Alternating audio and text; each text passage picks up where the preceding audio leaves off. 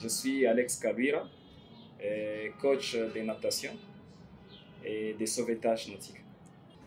Bon, la natation, c'est un sport, une discipline qui est considérée comme les meilleurs des sports, quoi. Parce que ça fait travailler tous les corps, mais c'est aussi une compétence qui peut nous être utile un jour ou l'autre pendant la vie. Parce que vous savez, comme pour nous les riverains, nous sommes voisins du lac Kivu. Et un jour ou l'autre, on a envie de voyager, quitter Goma pour Bukavu ou l'inverse. Et il peut arriver qu'un bateau soit en état peut-être de délabrement ou je ne sais pas, c'est un accident, c'est des choses qui arrivent. Et si ça arrivait et que vous vous trouvez sur ce bateau là-bas, vous serez en mesure de vous porter un premier secours. Et avant, il n'y avait pas de fédération, il n'y avait pas de ligues provinciales. Et vous allez remarquer que ce n'est même pas connu parce qu'il n'y a pas assez de communication autour de ça. Mais au niveau du sud Kivu, comme au niveau du nord Kivu, actuellement, il y a des ligues de natation qui forment des athlètes. Parce que les ligues, c'est pour encadrer les clubs en fait. Mais je pense qu'à Bukavu, il n'y a pas encore un club connu qui forme les gens à la natation et qui forme des athlètes. Mais comme la Ligue est déjà lancée, je crois que c'est une dynamique qu'il faut soutenir, qu'il faut appuyer. Comme ça, ça va faire en sorte qu'il y ait des clubs qui vont former des athlètes. Et plus tard, vous pouvez commencer à organiser des compétitions au niveau de la ville, peut-être des compétitions d'eau libre, comme il n'y a pas encore de bassins adaptés à ça. Bon, je suis coach de natation tout genre. Donc, j'entraîne les nageurs débutants, donc quelqu'un qui veut les niveaux basiques en natation. J'entraîne ces genres de nageurs. J'entraîne les athlètes. Donc, quelqu'un qui veut être athlète, qui pratique la natation pour devenir athlète nageur, je les entraîne aussi. J'entraîne les sauveteurs.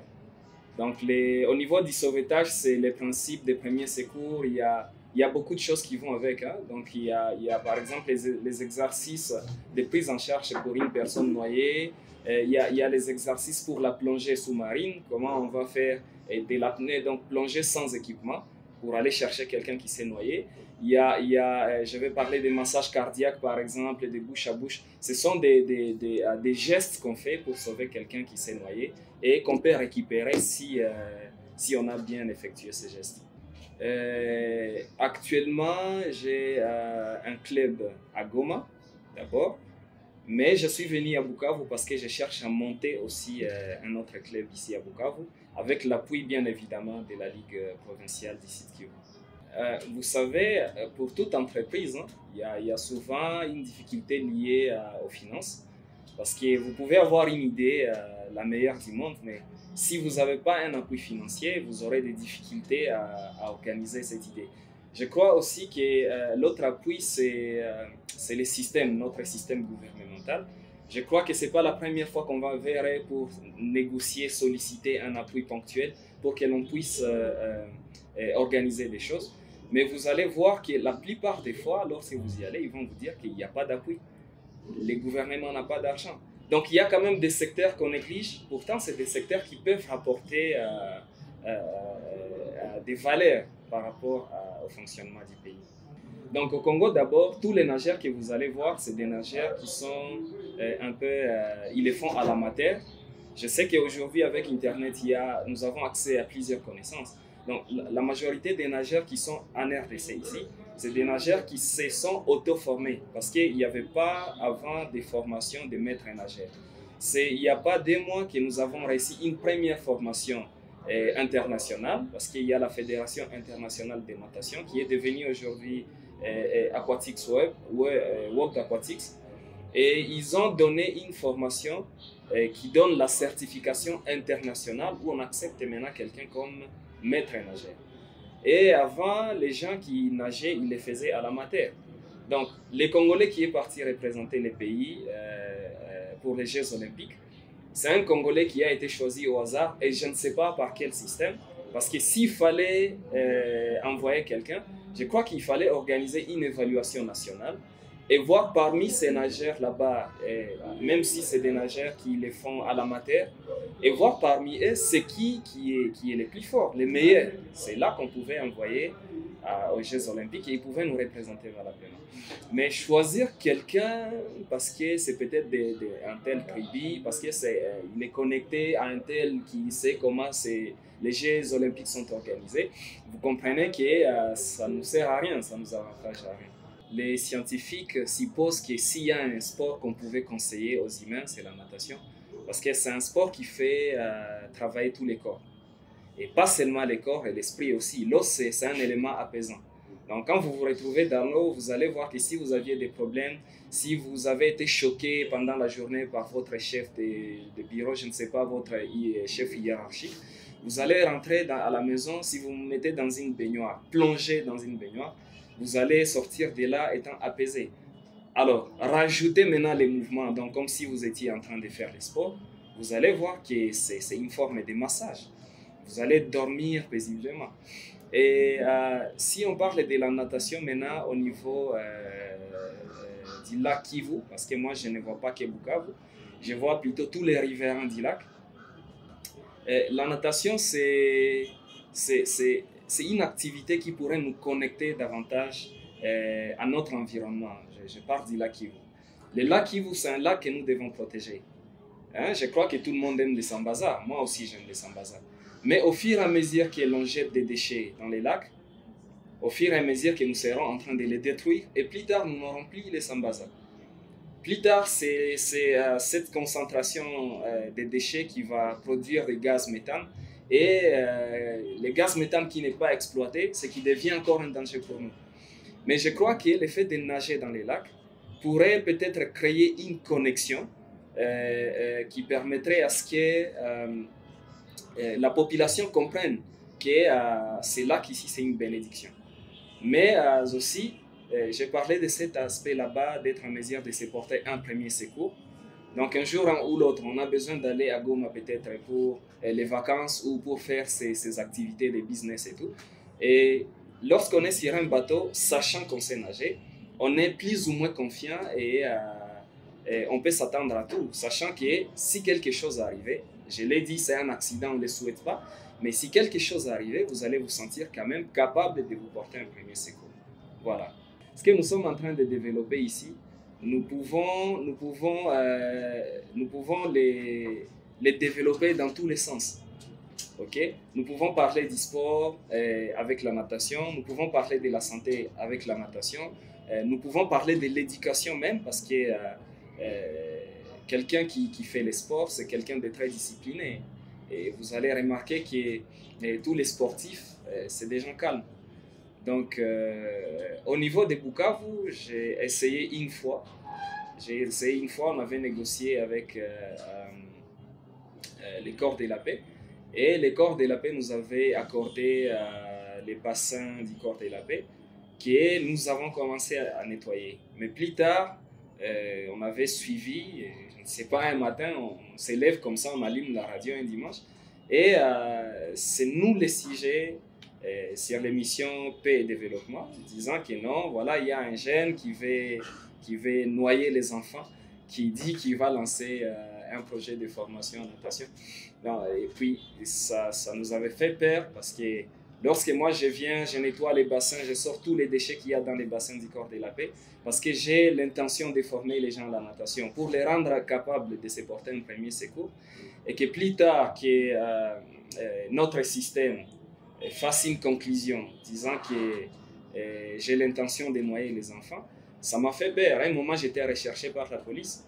Et donc, je reviens quand même, mais cette fois-ci, je vais revenir avec une méthode plus formelle.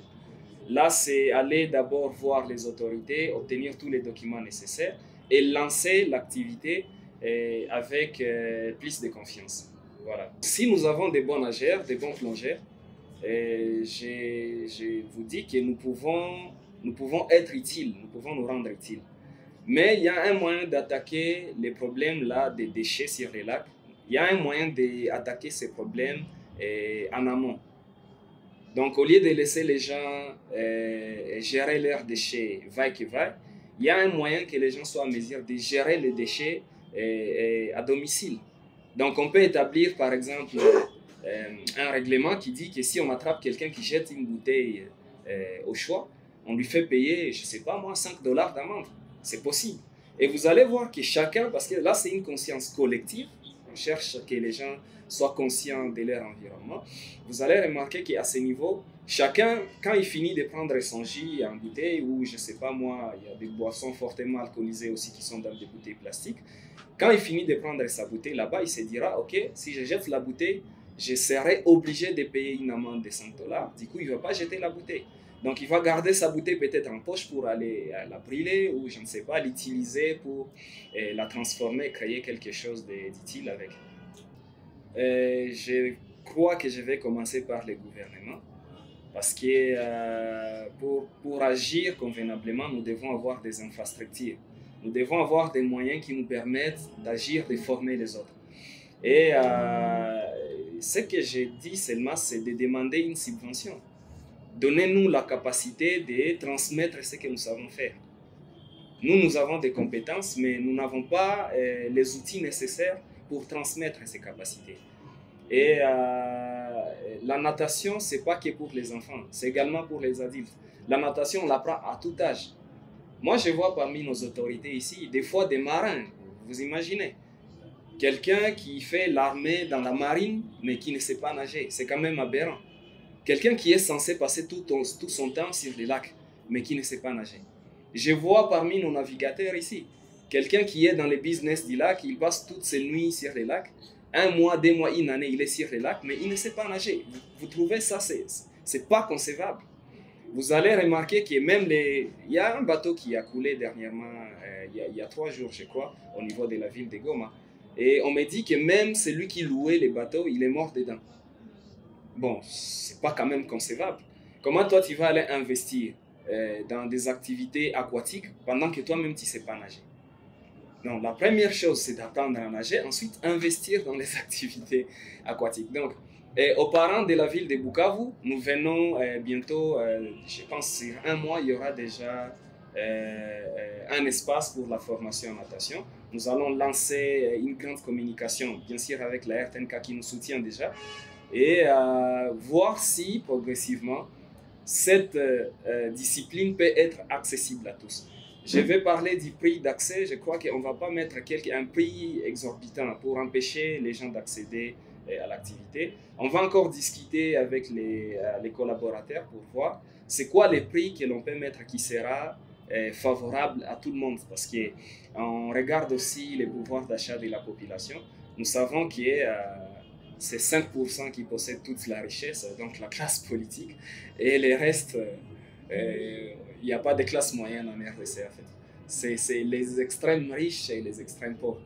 Et pour les riches, je ne sais pas, peut-être on va former des maîtres nageurs qui iront former ensuite dans les piscines, mais nous on cherche un cadre qui n'est pas très cher, qui permettra à tout le monde d'accéder à cette formation. Naitwa kwa jina ya Bahati Birikali. Mimi niko sekretari provincial ya Ligue ya Natation ya Sud Kivu. Ligue yetu haijulikane sana kwa sababu wakuu wa nchi wanaiachilia. Sisi tunajikaza kutumika, kufanya kazi, lakini hatupate msaada, hatupate mtu wa kutuzogelea kusudi atusaidie. Message niko nayo ni kuambia wakuu wa nchi watusaidie kabisa. Wanaweza tusaidia kutukamata en charge kusudi tujulikane. La fois passée tulikuwa na invitation nyingi, tulomba twende Kinshasa kurepresenter Sud Kivu. Tungepashwa kuwa le 19 ya mwezi ya 9. Bakatuita, invitation ziko, tulipita kwa wakuu, tukapita kwa gouverneur, tukafika kwa ministre. Lakini waliona na invitation mimi hawakutujibia. Kwa hiyo Sud Kivu ikaonekana kwa absent. Juu hakuna mwenye aliweza enda irepresente. Na juu ya ile, mimi naomba wakuu wa nchi watusaidie. Vraiment natation yenye balifanya kule ni ya mkisima. Tukiangalia gisi tunanawa kwa ila Kivu, tunanawa kabisa nafasi ya mrefu. Hatungeshinda. Tungeleta hata trophée, tunaweza leta hata coupe du Congo, coupe d'Afrique vya vile kama wanatusudia.